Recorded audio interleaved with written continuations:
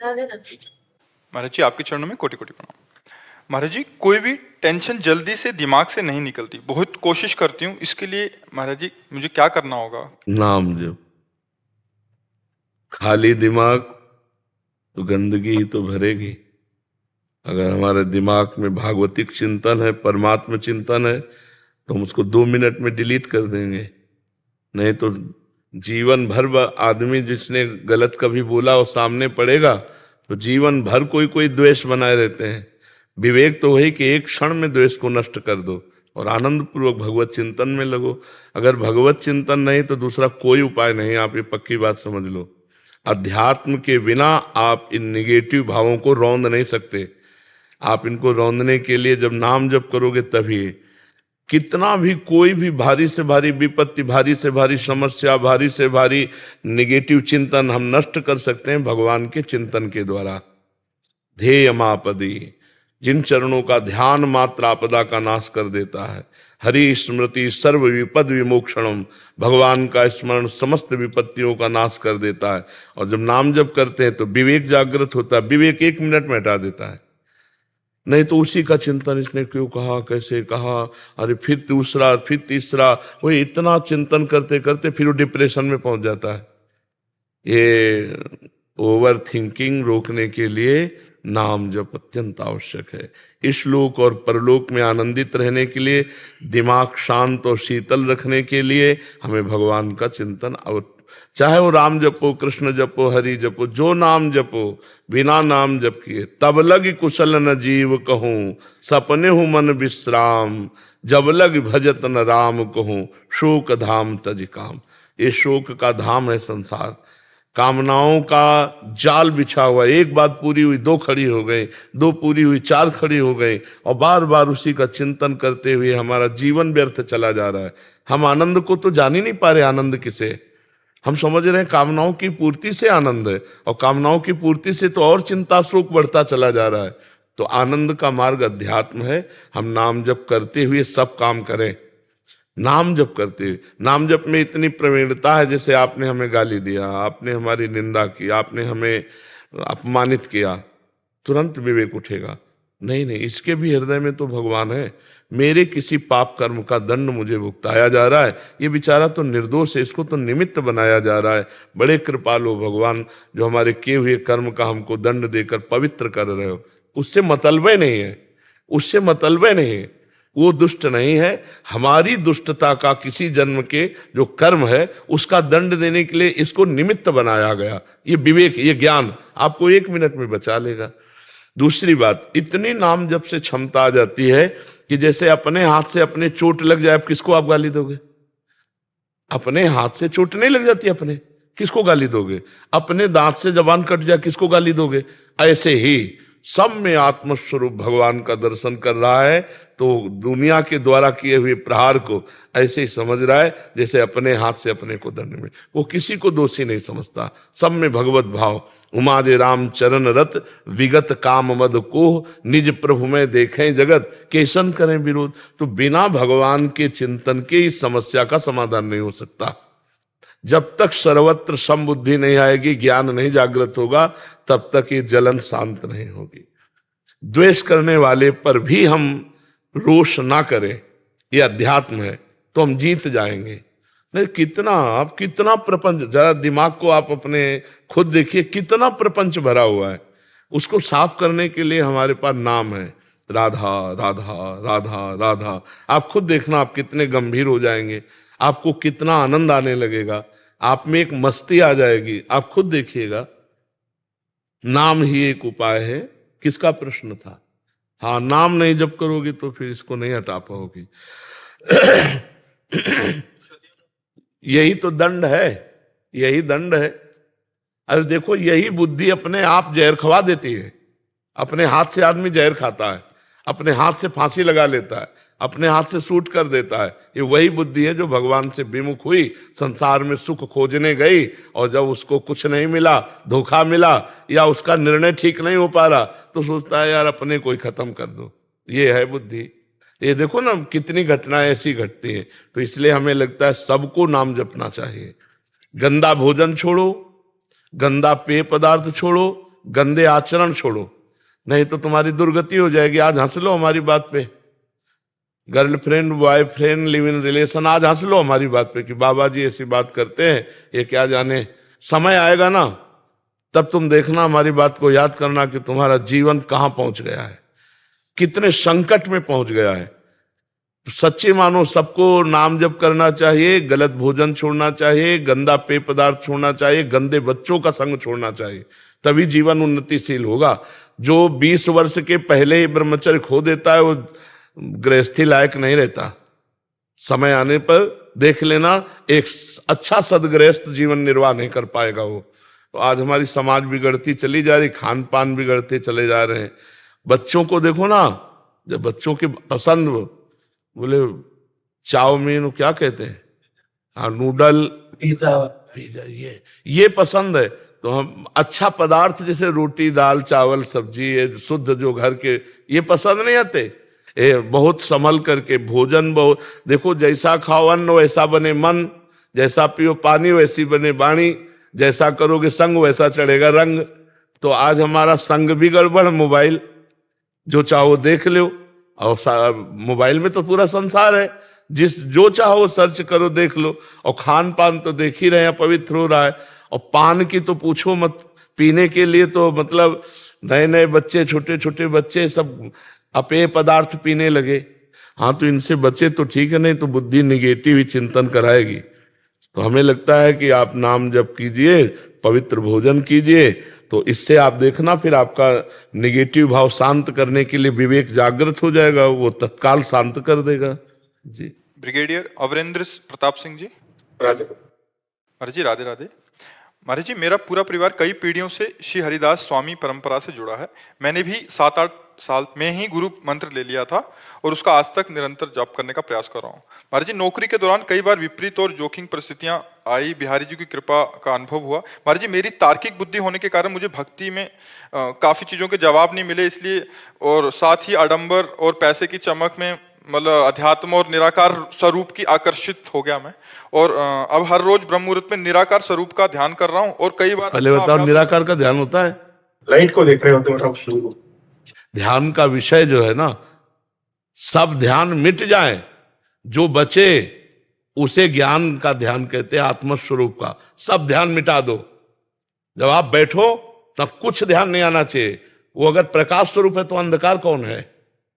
जब वही परमात्मा सब रूपों में है तो प्रकाश स्वरूप है, तो अंधकार भी स्वरूप उसी का है। जड़ स्वरूप है तो चैतन्य स्वरूप उसी का है, वो सर्वस्व है। अगर हम प्रकाश का ध्यान करें तो अंधकार भी वही परमात्मा है, वो सब रूपों में है। तो हमको चाहिए कि इन सब रूपों का पहले ध्यान हटावें, न प्रकाश, न अंधकार, न स्थूल, न सूक्ष्म, न कारण।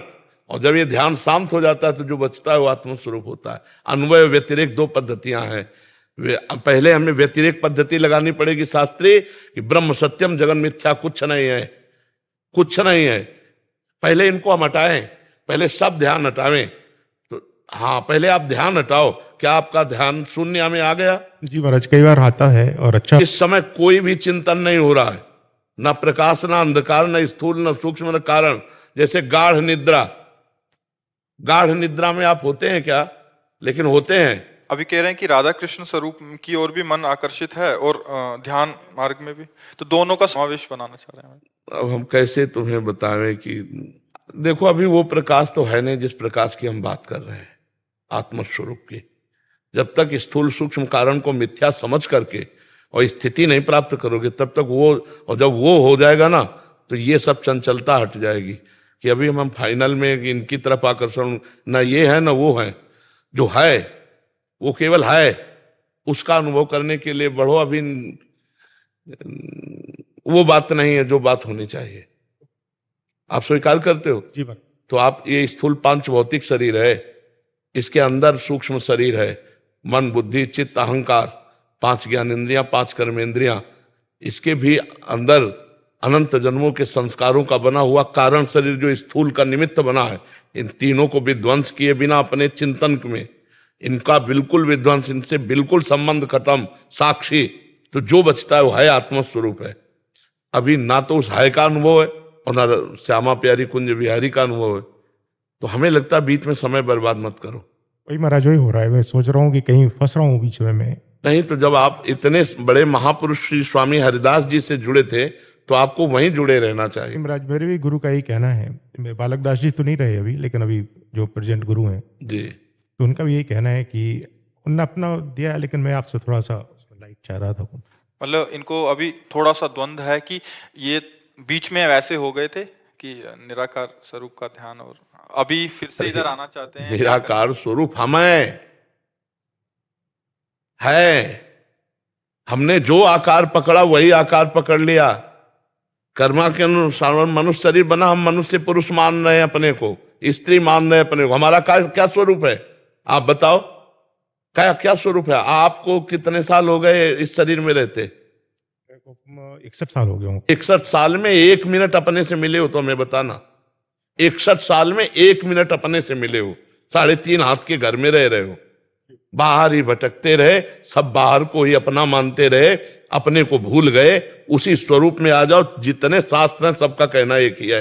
और जब तक नौकरी में थे तब तक तो आप अपने व्यस्त रहे, लेकिन अब नौकरी के बाद, और बच्चे भी फौज में ही हैं दोनों से, अब सही रास्ते में आ जाओ। हम आपको प्रार्थना करते हैं, हमारी बात मान लो। जो नाम स्वामी जी महाराज के पंथ से मिला है उस नाम को जपो, श्यामा प्यारी कुंज बिहारी का, और आश्रित हो जाओ।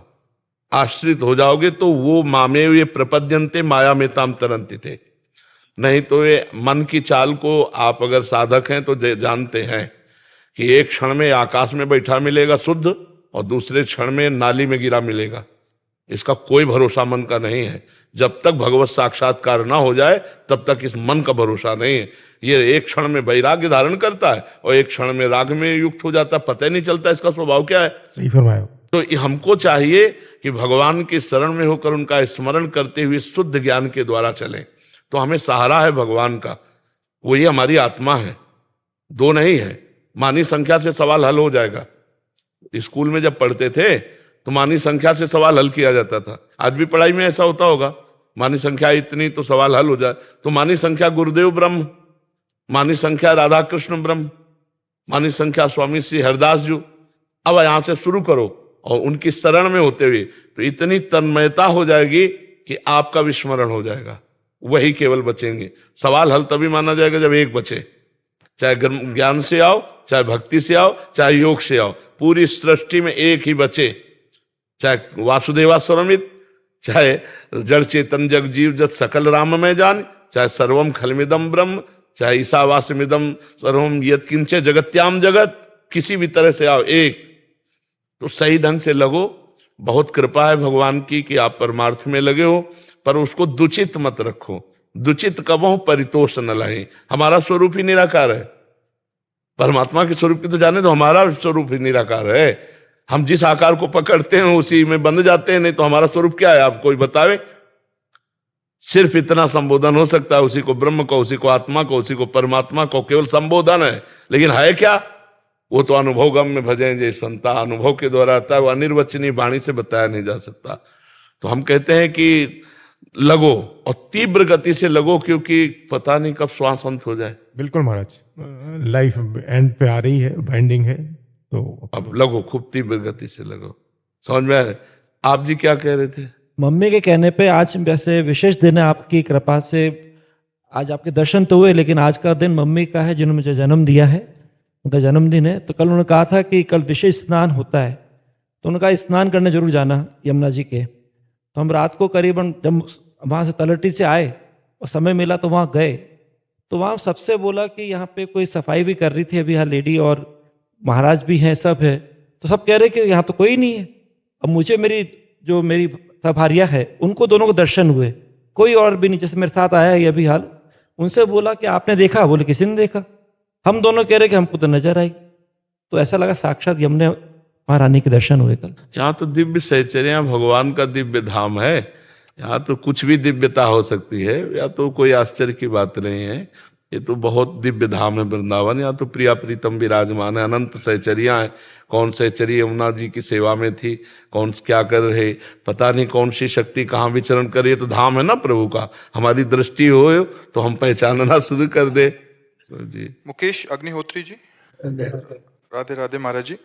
महाराज जी, आप उप मुख्यमंत्री हैं हिमाचल प्रदेश के। महाराज जी, आप कह रहे हैं कि आपकी पत्नी की अकाल मृत्यु हो गई थी, बट एक दिन पहले आपसे मिलने की उनको तीव्र इच्छा थी और बहुत प्रयास भी किया, बट मिल नहीं पाए, मतलब वहीं से। महाराज जी, उनके अंतिम इच्छा को पूरी करने के लिए आप आए हैं महाराज जी। हाँ, धन्यवाद है। हमें लगता है कि एक श्रीमद् भागवत का पाठ करवा लेना, मूल संस्कृत का पाठ भागवत का करवा के संकल्प करके अपनी पत्नी को दे दीजिएगा। तो मूल संस्कृत के पाठ से क्या है कि अकाल मृत्यु में जहां भी जो भी गति होगी उसमें उन्नति हो जाएगी, क्योंकि भागवत इतनी समर्थ है कि धुंधकारी प्रेत बन गया था, फिर भी उसे भागवत ने भगवत स्वरूप प्रदान करके परम पद दिया। विमान आया था गोकर्ण जी के सामने, तो हमको लगता है कि तस्मात् शास्त्रम प्रमाणम थे, तो अगर उनकी इच्छा की पूर्ति तो उनकी सदगति की भी पूर्ति करवा दीजिए। अगर आपको समय मिले तो 7 दिन स्वयं बैठकर सुनिए, और नहीं समय मिलता तो पुत्र या किसी को भी बैठाल दीजिए, और उत्तम जो संस्कृत के ज्ञान से परिपूर्ण है और जो विश्वास पूर्वक पूरे अध्यायों का पाठ कर सकते हैं, तो उनको उचित दक्षिणा दे करके पूजन करके 7 दिन अगर भागवत का पाठ हो और वो संकल्प करके उस जीवात्मा को दिया जाए जो आपकी पत्नी बन के आए, परम मंगल हो जाएगा। आप ऐसा कर लेना। शायद भगवान ने इसीलिए आपको भेजा होगा कि उसका मंगल हो जाए। हाँ, जीव का मंगल होना, भगवान की लीला कथा और भगवान के भक्त, यही है जहां से मंगल होता है। यदि भक्त मिल गए तो भगवान की लीला कथा सुनने को मिल गई तो मंगल हो गई, और भगवान का नाम, ये सब मंगलमय है। तो अनुष्ठान भागवत का करवा लीजिएगा 7 दिन के लिए, और संकल्प करके पत्नी को दे दीजिएगा। विजय उपाध्याय जी, चंडीगढ़ से। महाराज जी, आपकी आज्ञानुसार श्री स्वामी राम सुखदास जी महाराज जी की गीता जी की टीका का अध्ययन का अवसर मिला। महाराज जी, उसमें एक वाक्य में कहा है, एक श्लोक के अर्थात में, कि साधक को सुख दुख का भोग नहीं करना चाहिए, प्रस्तुत सुख दुख का सदुपयोग करना चाहिए। तुम इसे समझ नहीं पा रहे क्या? सुख दुख का भोग करना मतलब सुख दुख में फंस जाना। और सुख दुख किसको प्राप्त होता है? आत्मा को थोड़ी प्राप्त होता है। ये अंतःकरण धर्म से है, ये मन को है। अगर सुख का भोग करोगे, दुख का भोग करोगे, तो इसी में फंसे रहोगे। सुख दुख से परे जो सच्चिदानंद परमेश्वर है, उसके सुख को तो पा ही नहीं पाओगे। सुख दुख 2 कर्मों के फल से आता है। पुण्य फल से सुख आता है, पाप का जो फल आता है वो दुख आता है। तो हम केवल इतना ही भोगने के लिए पैदा हुए हैं क्या? हम कोई पशु थोड़ी हैं। पशु सुख दुख केवल भोगता है। हमारे पास सुख आएगा तो हम 4 को बांट देंगे, और दुख आएगा तो गंभीर होकर के नाम स्मरण करते हुए उस पर विजय प्राप्त करेंगे। जो दुख भोगने का मतलब है उसमें लीन हो जाना। जैसे कोई पराजित हो जाता है इतना दुख में कि वो अपने शरीर को भी नष्ट करने की सोच लेता है, वो दुख का भोग करने लगा। सुख आया, इतना फूल गए, नाच रहे हैं, इतना दंडता कर रहे हैं, नहीं, गंभीर रहो। सुख आया है, 4 को बांट के खाओ। दुख आया है, नाम जप करते हुए गंभीर होकर उसको पार कर जाओ। जैसे दिन है तो रात आएगी, फूलो मत। रात है तो निराश मत हो, दिन आएगा। ऐसे ही सुख दुख का चक्र चल रहा है, और आप चक्र से मुक्त होना चाहते हैं तो सुख दुख का भोग मत करो, परमात्मा स्वरूप में चित्त को लगाओ। अगर सुख दुख का भोग करोगे तो परमात्मा का चिंतन हो ही नहीं पाएगा। तो हम सुख में अगर फूलेंगे तो प्रभु को भूल जाएंगे, अभिमान आ जाएगा। मैं धनी, मैं विद्वान, मैं अमुक अमुक अमुक, नष्ट हो जाएगा।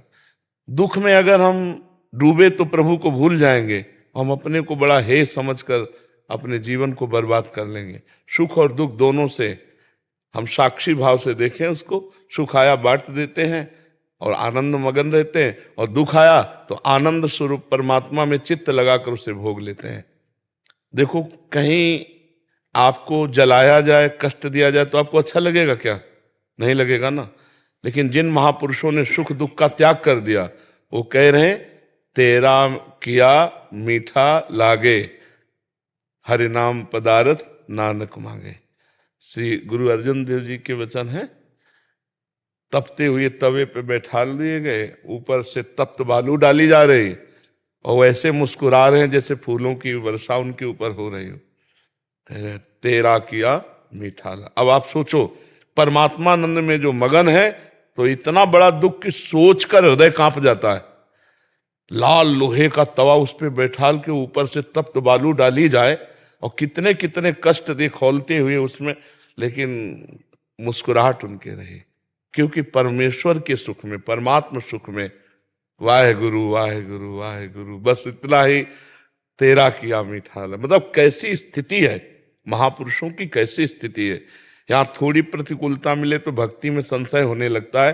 तो इसलिए वहां जो सिद्धांत वर्णन हुआ कि सुख दुख में मत फंसो, इसके ऊपर उठो, परमेश्वर की प्राप्ति के लिए, अखंड प्रसन्नता के लिए, भगवदानंद के लिए, ये सुख दुख के ऊपर उठो। ये सुख दुख पाप पुण्य का फल है और हम आत्मस्वरूप हैं, हमें भगवदानंद चाहिए जो हमारा स्वरूप है, तो हमें आगे बढ़ना होगा। गौरव सिंह जी वाराणसी से। महाराज जी, जी दंडवत महाराज जी। महाराज जी, क्या संत महात्मा व गुरु जी की सेवा के द्वारा सरलता अर्थात सुगमता से आत्म साक्षात्कार हो सकता है, या केवल नाम जप व इष्ट के ध्यान के द्वारा ही आत्म साक्षात्कार हो सकता है? दोनों में से सुगम पथ ये दो हैं ही नहीं। गुरु अगर अपनी सेवा में, शरीर सेवा में लगे हैं तो हमें फिर अन्य कोई साधन की तरफ देखना नहीं है। अगर गुरु की आज्ञा है कि आप नाम जप करो, आप वाणी पाठ करो, आप समाज सेवा में रहो, तो हम गुरु की ही सेवा में हर समय चाहे जहाँ रहें अपने गुरु की सेवा में हैं, क्योंकि हम गुरुवाणी के अनुसार चल रहे हैं। गुरुवाणी का आदेश है नाम जप करो, साधु सेवा करो, सब समाज में रमा हुआ कण कण में जो राम है उसी को देखो। तो हम गुरु की ही तो सेवा कर रहे हैं, हम अपने गुरु की ही तो आज्ञा का पालन कर रहे हैं। सेवा का मतलब केवल हाथ पैर दबाना नहीं है। सेवा का मतलब है गुरु के वचन, अगर वो कह रहे हैं कि हमारे हाथ पैर दबाओ, तो फिर हमें और कोई भजन की जरूरत नहीं, उस समय हम उनकी आज्ञा पे तत्पर हैं। अगर वो कह रहे हैं जाओ दूर गेट पे खड़े हो जाओ, वहां तो हम खड़े हैं, तो हम गुरु की सेवा में खड़े हैं। जाओ पादुका सबकी साफ करो, तो हम बिल्कुल गुरु की पादुका साफ कर रहे हैं, गुरु सेवा में है। ऐसा जो भाव रखता है वो गुरु सेवक कहलाता है। पूरा विश्व हमारे गुरु का है, और जहां हमें सेवा दे दी, जैसे हम अपने परिवार की सेवा करते, तो हम गुरु की सेवा कर रहे हैं, उनकी आज्ञा के अनुसार चले। कुछ लोगों ने ऐसा केवल समझा कि उनके कपड़े धो देना, उनके पैर दबा देना, उनको रोटी खिला देना यही सेवा है। हम कह रहे हैं ये सेवा का एक अंग है। अगर आप गुरु की आज्ञा ना मानो और गुरु के पैर दबाओ, तो इससे गुरु प्रसन्न नहीं होंगे। वो जो कह रहे हैं वो बात मानो, बस उनकी आज्ञा। हम तो इतना समझा है कि आज्ञा अपने साहब की पालन करें, इससे बड़ी कोई सेवा नहीं। अगर साहब दूर देश में हमको रखते हैं तो भी हमारे पास ही साहब हैं, और अगर साहब के नजदीक है उनकी आज्ञा को उल्लंघन करते तो बहुत दूर हो, साहब को नहीं पहचान पाओगे, अपने प्रभु को नहीं पहचान पाओगे। समझ पाए बच्चा? सरलता पूर्वक भगवत प्राप्ति होती है आज्ञा समन सुसाहिब सेवा। अब जो ही कहें करें हम सोई, आयस लिए चले निज दासी, मन क्रम वचन त्रिशुद्ध सकल मत, हम श्री हित हरिवंश उपासी। हमारी वाणी जी में कि जो हमारे गुरुदेव आज्ञा करते हैं बस उसी के अनुसार हम चलते हैं, उनकी दास है। उनकी आज्ञा के बिना हम मन वचन कर्म से कुछ भी नहीं कर सकते। हम मन से वही सोचेंगे जो गुरु आज्ञा है, वाणी से वही बोलेंगे जो गुरु आज्ञा है, शरीर से वही करेंगे जो गुरु आज्ञा है। हो गया, वो परमेश्वर को प्राप्त हो जाएगा, वो परमात्मा को प्राप्त हो जाएगा। गुरु चरण रज क्या है? उनकी दासता। उनकी दासता क्या है? उनके वचन जो उन्होंने आज्ञा करी, ये बात समझना होगा। जैसे अपने यहाँ गुरुजनों ने कहा ग्रंथ साहब को ही गुरु माना जाए, तो ऐसे ही जितने हमारे गुरुदेव हैं उनकी वाणी ही हमारा मार्गदर्शन है, वही हमारी गुरु सेवा है। अगर ये बात ना मानी तो मुझे लगता है इन सब बाहरी बातों से वो बात नहीं आती जो आनी चाहिए। गुरु वही है जो सब में परमात्मा को देखता है, सब में परमात्मा को देखता है। देखो ना, मारने वालों में भी वो अपने प्रभु को देख रहे हैं। आपको बात माननी पड़ेगी, आपको चलना पड़ेगा, आपको भजन करना पड़ेगा, गंदी बातें छोड़नी पड़ेंगी, गंदा भोजन छोड़ना पड़ेगा, अच्छे आचरण में आओगे तब बात बनेगी। तब कहा जाता है गुरु कृपा, वाहे गुरु बहुत कृपा। हम श्रद्धा और विश्वास का ये व्यवहार दिखाते हैं, असली बात है गुरु की बात मानना। एक बार एक गुरु जी के शरीर में बहुत दर्द था, तो शिष्य से कहा बेटा पैर से चढ़ के दबा दो। तो उन्होंने कहा अरे गुरु जी हम ऐसा कैसे कर सकते हैं, हम कभी नहीं कर सकते। भला तुम्हारे लात मार सकते हैं? बोले जवान में लात मार दिया, शरीर में मारने में क्या था? जब आज्ञा पे लात मार दिया, शरीर पे क्या था? अच्छा, दूसरी बात, शिष्य का शरीर समर्पित है गुरु को। अगर गुरु जी कह रहे हैं पैर से चढ़ के दबा दो, तुरंत चढ़ जाते हैं हम, उनको सुख मिलेगा। उनको सुख मिले तो उनका जीवन है, उनके लिए जीवन है। पर यह बात समझना थोड़ा कठिन होता है। तो हमें लगता है कि गुरु आज्ञा का पालन करे, यही गुरु सेवा, इससे बढ़कर और कोई सेवा नहीं है। जरूरत है गुरु को, आज्ञा कर देते हैं कि हमारे चरण दबाओ तो दबा देते हैं, नहीं तो जो हुक्म है उसके अनुसार हम चलते हैं। हमारा जीवन गुरु आज्ञा पे है तो हम गुरु सेवा में हैं। समझ पाए बच्चा? अनिल कुमार तिवारी जी। श्री हरिवंश महाराज जी। महाराज जी, प्रकृति राज्य के विकारों में मन को जाने से कैसे रोकें महाराज जी? परमात्म चिंतन के द्वारा। जब हम, भगवान ने कहा अभ्यास और वैराग्य के द्वारा चंचल मन को स्थिर किया जा सकता है, तो अभ्यास नाम जप का। नाम श्वास दो बिलक चलत हैं, इनको भेद न मोह को भावे, श्वास नाम नाम ही श्वासा नाम श्वास को भेद मिटावे। अब साइड में विषय चिंतन करता है मन, तो वो करता नहीं है, उसमें जो विषय भरा हुआ वो निकल रहा होता है। जब हम नाम जप कर रहे होते हैं, मंत्र जप कर रहे होते हैं, वो डिलीट हो रहा है, वो नष्ट हो रहा है। हम अधिक से अधिक नाम जप करें और वैराग्य, जो बाह्य भोग है और जो आंतरिक मन हमें भोग दिखा रहा है, उससे हम बचते रहें। साक्षी भाव से रहे, ना बुरा माने ना अच्छा माने। अच्छा माने तो राग हो जाएगा, बुरा माने तो द्वेष रूपी संस्कार बन जाएगा, दोनों में वो रुक जाएगा। और राग द्वेष नहीं किया तो वो नष्ट होता चला जाएगा। और फिर जब मन निर्मल हो जाएगा तो मन में ही परमात्मा का साक्षात्कार हो जाएगा।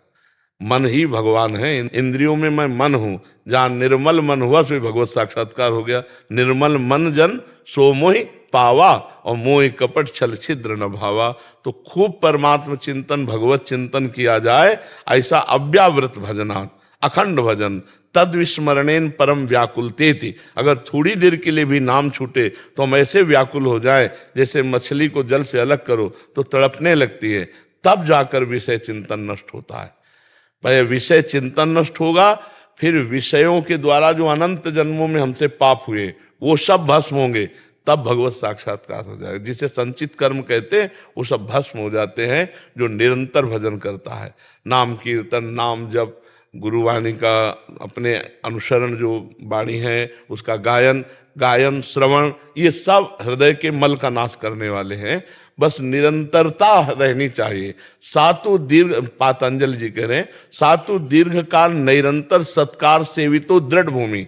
दीर्घ काल, लंबे समय तक आदर के सहित निरंतर नाम जपा जाए तो दृढ़ भूमि, हृदय एकाग्र पवित्र हो जाता है और नाम स्वतः चलने लगता है। जैसे हम श्वासें चला नहीं रहे, ऐसे ही नाम उसमें श्वासों के साथ चलने लगता है, फिर वो सिद्धों की कोट में आने लगता है। पर ये है कठिन ना, नाम जप करने के लिए अंदर ही अंदर देखो तो मन में इतनी गंदगी भरी को जब निकलती तो लगता है तो पहले नहीं था। जब हम नाम जप नहीं कर रहे थे तब इतना नहीं था जितना अब नाम जप कर रहे हैं। पर उस समय समझो वो डिलीट हो रहा है, वो नष्ट हो रहा है।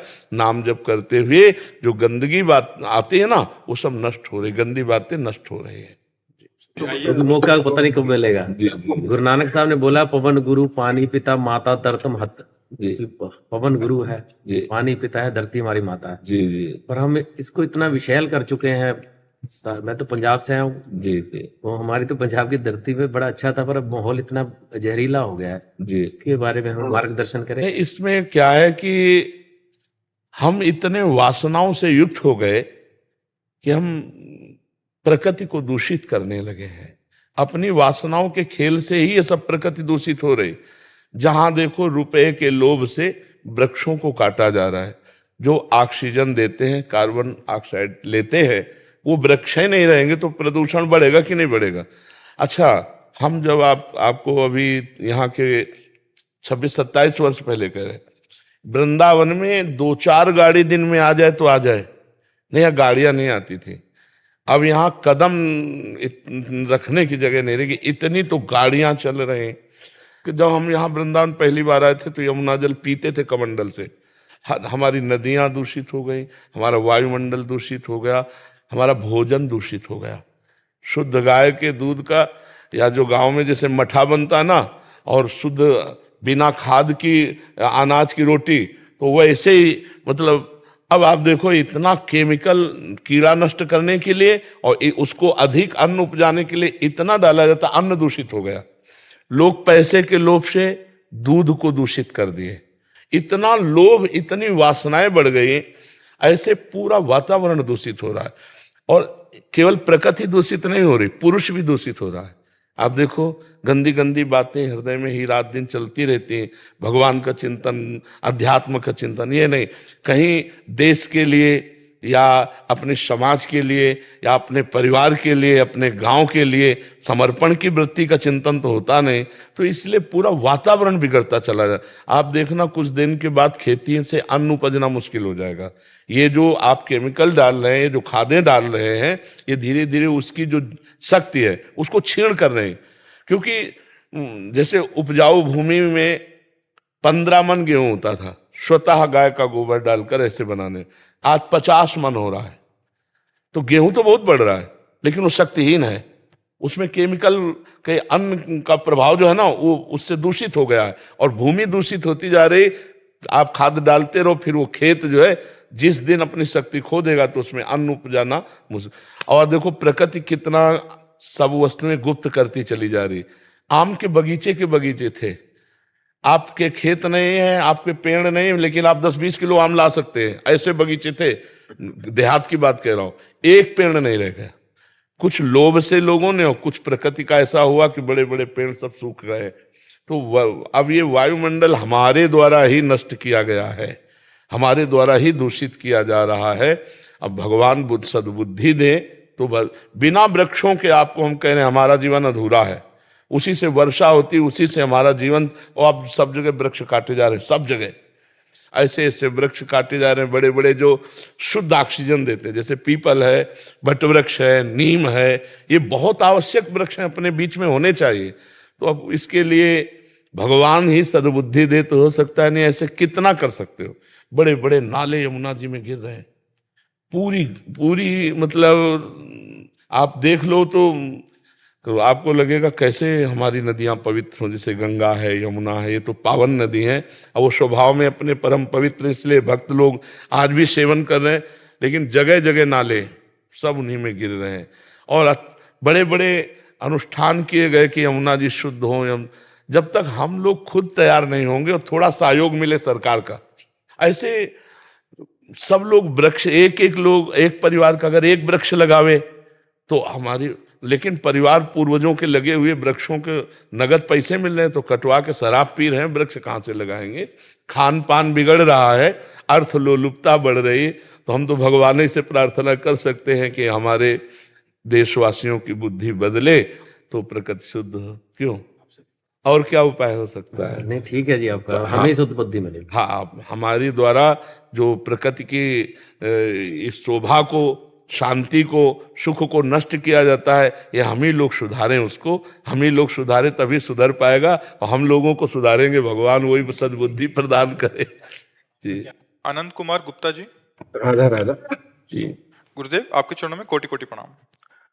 गुरुदेव, हमने आपके प्रवचनों में सुना है कि जो साधक जीवन भर भगवान का नाम लेता है, उसके जीवन के अंत समय में मुख से प्रभु का नाम निकलता है। ये प्रश्न मेरी माता जी से संबंधित है। उनकी आयु 78 वर्ष की हो चुकी है। वे एक धर्म पारायण पूजा पाठ ही महिला रही हैं।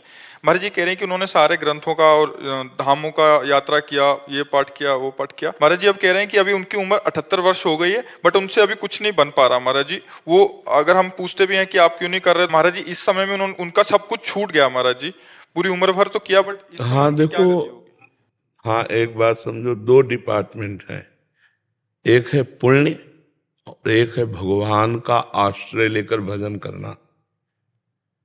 पुण्य आदि की भावना से तीर्थों में जाना, धर्म भावना से पाठ कर लेना, दान पुण्य कर लेना, जल चढ़ा देना, आरती पूजा, एक धर्म है।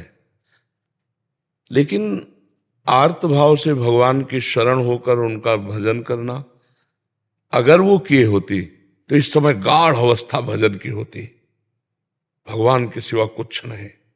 हम सुबह खड़े होते हैं, उनको जानते हैं, 85 वर्ष की होंगी, रोज दर्शन करने आती। जब 2 बजे रात के आते हैं ना, तो हम खड़े होकर उनको प्रणाम करते हैं, रुक करके उनको प्रणाम। हर समय नाम चल रहा है, 85 वर्ष के।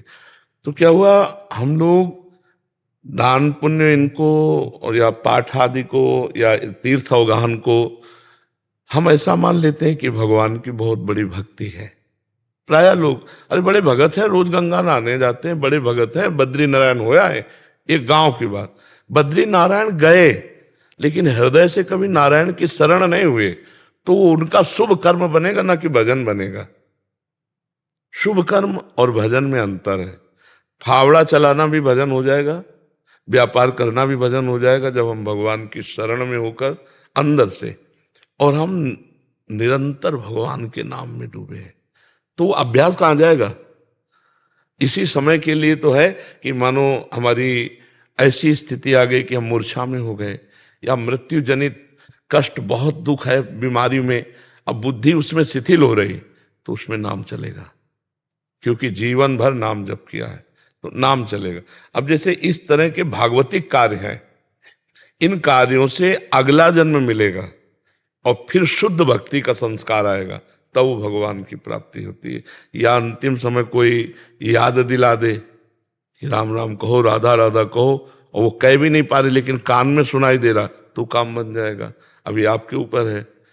नहीं गुरुजी, हम तो पूरा प्रयास कर रहे हैं, लेकिन अभी उनका ये 6 महीने से ऐसा हुआ है। देखो, अनंत जन्मों के संस्कार भगवान केवल टीवी देखती हैं वो। बहुत बिगड़ गया मामला। वो केवल पुण्य आदि था, वो भगवान की शरणागति नहीं था।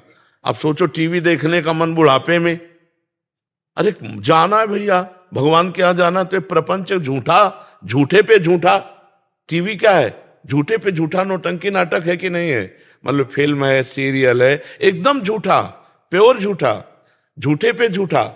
हाँ, तो हम फिर हमें लगता है कि बुद्धि जो है विपरीत दिशा को जा रही। अब हमारे लिए क्या कर्तव्य उनको रहा? कर्तव्य तो यही कि जैसे उनको किस तरह से समझा के लाए कि अब भगवान से प्रार्थना कीजिए। आप ज्यादा समझाओगे तो आपको डांट सकते नहीं, हम बहू बेटे हैं उनकी। हाँ, तो डांट भी सकते हैं ना कि तो ज्यादा हमको उनने ही हमको मार्ग दिखाया। हाँ। पूजा पाठ, ये विग्रह पूजन। आपको बताएं, हम लोग बाहरी को भक्ति मान लेते हैं। भक्ति एक अंदर का विषय है, बाहरी क्रिया कुछ ना हो भक्ति जनित, और अंदर से आपका नाम चल रहा है तो आप महान भक्त हैं। बाहरी क्रियाएं हो रही, भजन नहीं। तो इसीलिए भगवान ने एकादश स्कंद में कहा, भागवत में, व्रतांसी यज्ञ छंदांसी तीर्था नियमा यमा यथा वरुंधेत सत्संगा सर्वसंगोपहो हिमम। मैं व्रत से, तीर्थ यातन से, यज्ञ से, वेदाध्ययन से, गृहस्थी के पुण्य धर्म का, इनसे बस में नहीं होता। अगर मुझे कोई प्राप्त करना चाहता तो मेरे भगवत प्रेमी महात्माओं का संग करे, जिससे सर्व संगों का त्याग होकर मेरा अखंड स्मरण प्राप्त हो। स्मृति से भगवत प्राप्ति होती है। यस्य स्मरण मात्रेण जन्म संसार बंधनात् विमुच्यते नमस्तस्मै विष्णुवे प्रभु विष्णुवे। जिनका स्मरण मात्र संसार समुद्र से हमें मुक्त कर देता है। अच्छा, वृद्धावस्था में बुद्धि भ्रष्ट हो जाती है, अगर सही भजन हुआ तो उस समय करेक्ट रहेगी, नहीं भ्रष्ट हो जाती है। तो अब देखो, आ गई ना अंतिम फाइनल, और टीवी अच्छी लग रही, इसका मतलब बुद्धि निगेटिव परमार्थ से, नहीं तो साधना में ये सब नहीं अच्छा लगा। अब तो केवल यही होना चाहिए कि भगवान की कथा आपसे कह सुनाओ, भगवान की कथा सुना रहे, बैठे हैं, नाम जप कर रहे हैं, भगवान की आरती पूजा भोग जो बना, नहीं तो नाम जप कर रहे हैं। नाम जप में तो अगर जीवन भर भजन किया है तो फिर भजन ये माला करी उन्होंने, सब कुछ किया। हम देखो, एक प्रकार की माला ऐसे भी होती है कि माला चल रही और मन कहीं और चल रहा है, बातें हो रही और माला भी चल रही।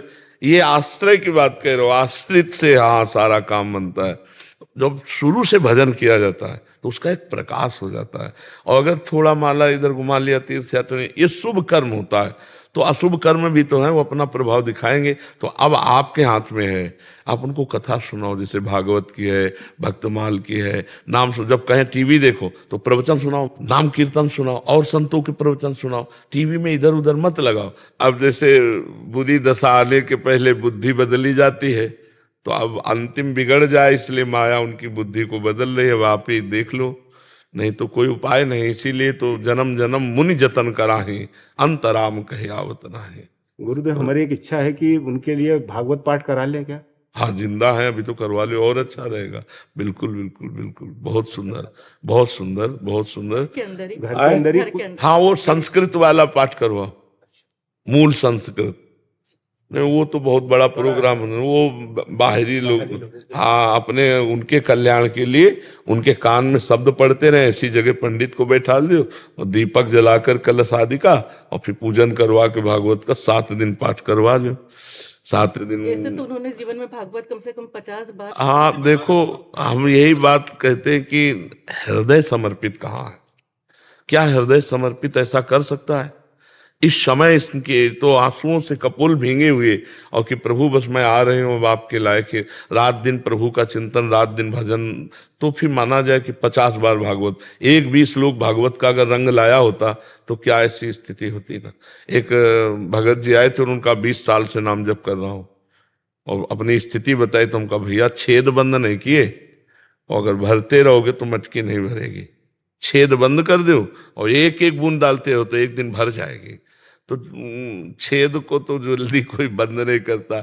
अब चलनी में गैया दुहै और दोष दैव को दे, हरि गुरु कहो न माने अपनों ही फल ले। अभी शुद्ध मार्ग का अनुसरण नहीं हुआ, नहीं तो इस समय कैसे भय लग जाता कि एक क्षण भी भगवान का विस्मरण नहीं होना चाहिए, कभी भी शरीर छूट सकता है। अब विषयों से राग, इस समय तो स्वाभाविक वैराग्य हो जाता है, वृद्धावस्था है। अब टीवी और ये सब मतलब मुझे लगता है थोड़ा भगवान से प्रार्थना करो कि उनकी बुद्धि शुद्ध हो। महाराज ये प्रश्न मैं करता नहीं, बट एक स्थिति के बारे में आपको संज्ञान में डालना चाह रहा हूँ और इनका भी निराधार हो जाए तो इसलिए। महाराज जी, गुरु जी मेरा प्रेम निस्वार्थ हो अगर जिससे मैं प्रेम करती हूँ और उसका आकस्मिक मृत्यु हो गई बद्रीनाथ जी में और मुझे हर जन्म में उसका ही साथ चाहिए, उसके लिए मुझे जो भी मार्ग चलना पड़े मैं वही करूंगी, बस आप मुझे उसके लिए मार्गदर्शन करें। हमारा प्रेम निस्वार्थ था, निस्वार्थ रहेगा, हमेशा यही अनुभूति हुई। उसके प्रेम की सृष्टि सबसे खूबसूरत सृष्टि है। हाँ तो अपने प्रेम हाँ को पुनः तो प्राप्त पाना चाहता हूं। देखो सबके इन ढांचों के अंदर भगवान विराजमान है और कोई नहीं, नाम रूप अलग अलग पुकारे जाते हैं, ये ढांचे हैं। इनमें जो पावर है जैसे माइक, पंखा, हाइलोजन, एसी और लाखों करण हैं, यंत्र हैं, पर बिजली, बिजली तो एक ही है ना।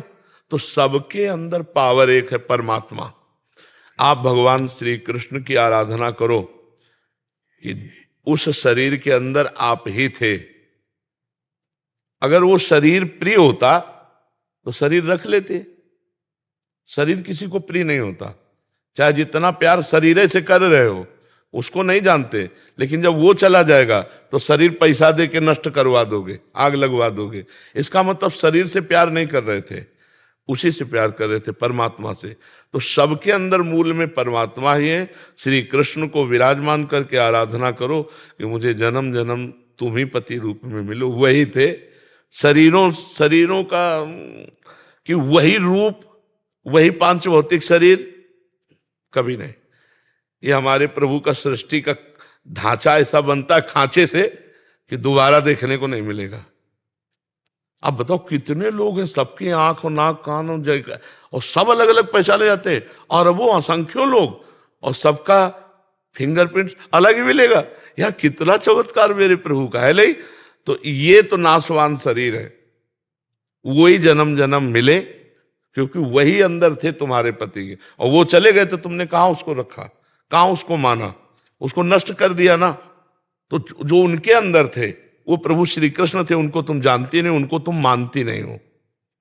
नहीं, ये प्रश्न न रहता, ये प्रश्न खत्म हो जाता कि मैं हे परम सुंदर सबके अंदर विराजमान श्री कृष्ण, मैं तो जानती नहीं थी कि तुम ही हो। मैं तो उस ढांचे को अपना प्रिय मान रही थी, अब वो समझ में आ गया कि ढांचे के अंदर तुम छुपे थे। आप ढांचे से प्यार नहीं, बाप से प्यार हो। अभी निहाल हो जाओ, अभी मंगल हो जाएगा और जन्म जन्म के लिए उन्हीं को प्राप्त हो जाओगी, उन्हीं के धाम जाओगी। पर तुम्हें अगर ऐसी आकांक्षा हो कि वो पांच भौतिक ढांचा हमें दोबारा मिले तो असंभव। ये माया का खेल है, एक बार गर्त में गिरा दिया तो दोबारा खाक में मिलने के बाद वो रूप नहीं मिलेगा, वो फिंगरप्रिंट नहीं मिलेगा। और वो जीवात्मा जो परमात्मा स्वरूप है वो मिल भी जाए तो तुम्हें किसी भी तरह से प्यार नहीं करेगा। ये केवल ढांचे ढांचे का होता है प्यार। जैसे माता पिता हमारे मर गए, अब वो कहीं ना कहीं तो लीला में है भगवान की, उनको हमारी स्मृति नहीं, केवल स्मृति। जैसे पूर्व जन्म में अपने लोग तो आए ही हैं, हमारा तो जन्म कोई पहली बार थोड़ी हुआ है। पूर्व में जैसे छोटा बच्चा है तो आप माँ जब दुग्ध लगाती है तो पीने लगता है ना, किसने सिखाया? पूर्व का अभ्यास है, ऐसे करो, वो रोने लगेगा, मतलब ये ज्ञान पूर्व का है ना उसको। तो हम लोग पूर्व जन्म से चले आ रहे, अब हमारे पूर्व जन्म के लोग अगर परिवार के मिले भी कहीं तो हम पहचानते हैं क्या? न वो हमें पहचानते हैं, न हम उनको पहचानते हैं। ये मायाकृत मोह छोड़ो, न तुम स्त्री हो न वो पुरुष, तुम दोनों के अंदर परमात्मा विराजमान हो, परमात्मा की आराधना करो और उसी को प्राप्त हो जाओ तो उसी को प्राप्त हो जाओगी जिसको प्राप्त करना चाहती हो। अपने प्रेम का नाम जप कर सकते हैं। मोहांधकार है, भगवान का नाम जप करो। प्रेम तो भगवान से ही करती थी, शरीर से करती होती तो रख लेती ना। हम बार बार तो कह रहे, आपने जाना उस शरीर के अंदर कौन था? तो मान लो ना, फिर क्या है? इन नाशवान शरीरों की क्या आकांक्षा करती हो? सच्चिदानंद जो सबके हृदय में विराजमान, वही कृष्ण, वही राम, वही विविध रूप धारण करता। प्यार करो तो इनसे करो, इनकी बन के रहो, जीवन कृतार्थ हो जाएगा। हमारी सलाह, हम तुमको अब ये तो ऐसे कहते हाथ में गुदवा लिया, बोले 7 जन्म का बंधन, 7 जन्म, अगले 5 मिनट में तुम्हारी धज्जियां उड़ के तुम कहां पहुंच जाओगे तुम्हें पता नहीं। काल तुम्हारे अधीन नहीं, तुम काल के अधीन हो। ये सब लौकिक वासनाओं की खेल है, शरीरों में आसक्ति होने के कारण। नहीं, एक परमात्मा के सिवा दूसरा कोई नहीं। हमारी बात समझ लो, आप सरल हृदय हैं, आप पवित्र हृदय हैं, इसलिए आपका प्रेम जिसे कह रहे हैं वो खास बात मोह में है, और मोह से प्रेम में आ जाएगा तो फिर आप जिधर देखोगे उधर आनंद सिंधु भगवान ही नजर आएंगे। हमें तो यही लगता है कि अपना प्यारा वही है, और सब कोई उन्हीं से प्यार करता है यार, सब कोई। अगर आपका पुत्र पधार जाए, मान लो पुत्र के अंदर का परमात्मा चला जाए, तो रख लियो आप 10-5 दिन। आप पैसा दे के कहोगे कि अब ले जाओ, वो चला गया। कौन? जिसको जानते नहीं हो, और जिसको जानते तुम्हारे आगे पड़ा है। आप समझो, अनजाने में तो परमात्मा से प्यार सच्ची मानो। ये जैसे शरीर चल रहा है ना, तो इसमें नाम रूप लेकर लगता है मैं, वो जो मैं अंदर है वो पावर है, पावर। और हम देखो उस पावर के अंश हैं जो सबसे बड़ा है। तो हम सबके अंदर एक बात रहती कि मैं सबसे बड़ा बन जाऊं, नहीं रहती। चाहे जिस डिपार्टमेंट में हो, बड़े बने, क्योंकि हम बहुत बड़े के हैं, बहुत बड़े के हैं ना अंश। और दूसरी बात, मरना नहीं चाहता क्योंकि अविनाशी के अंश है। तीसरी बात, दुख नहीं भोगना चाहता, सुख भोगना चाहता क्योंकि सुख सिंधु का अंश है। ये भूलो मत, वही श्री कृष्ण सब रूपों में है, वही बद्री नारायण में अपने स्वरूप में लीन हो गए। अब नारायण की उपासना करो, कृष्ण की उपासना करो। हमारी बात मान लो तो, और ना समझ में आए तो उनकी फोटो रख लियो, रोती रहो, मिल जाए तो हमें बता देना। नहीं, आपको बताइए, मान पे चलेंगे। हाँ, अगर आप श्री कृष्ण से ये कहोगी कि वही रूप रख के आ जाओ तो पक्का आ जाएंगे। दूसरी बात ला, और किसी की सामर्थ्य नहीं है। अगर श्री कृष्ण से रो के कहोगे कि नाथ आप बड़े कृपाल हो, आप वही रूप रख के आओ जिससे हमने प्यार किया था, वही रूप रख करके आपके सामने आ जाएंगे, आपसे संभाषण करेंगे।